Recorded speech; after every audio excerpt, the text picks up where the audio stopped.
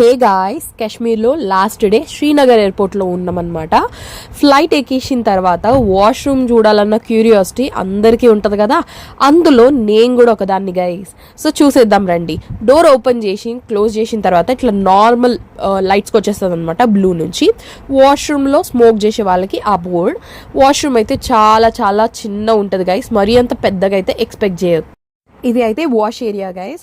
Soap dispenser ఉంటుంది and water కూడా అవైలబుల్గా ఉంటుంది మనం వాష్ చేసుకోవడానికి. అండ్ ఇక్కడ లైఫ్ బాయ్ది సోప్ డిస్పెన్సర్ అనమాట.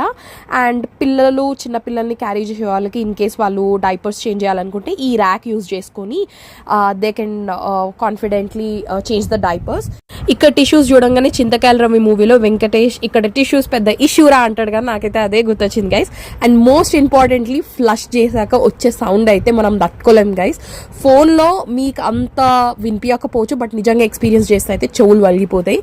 వాష్రూమ్ నుంచి బయటకు వచ్చిన తర్వాత నూడిల్స్ అయితే ఆర్డర్ పెట్టుకున్నాను గైస్. ఇందులో అయితే హాట్ వాటర్ అయితే పోషిచ్చినారు, నాకైతే చాలా చాలా నచ్చింది, చాలా బాగుండే అనమాట నూడిల్స్ అయితే. అండ్ ఇందులో వాటర్ మిగిలిపోయిన వాటర్ తాగుతుంటే అయితే నాకైతే చాలా సుకూన్ అనిపించింది అనమాట. అండ్ బోర్ కొట్టిందని చెప్పేసి రోస్టెడ్ క్యాష్యూ అయితే ఆర్డర్ పెట్టుకున్నా. ఇది 200 రూపీస్. చాలా కొన్ని వచ్చినాయి గైస్, మరీ అన్ని ఎక్కువ అయితే రాలేదు, బట్ టేస్ట్ అయితే చాలా చాలా బాగుంది. అండ్ నేనైతే లాస్ట్ డే ఇన్ కాశ్మీర్ పెద్ద బ్లాగ్ అయితే చేసి పెట్టాను guys. Only 10 minutes video. Go and check it out in my channel. Subscribe.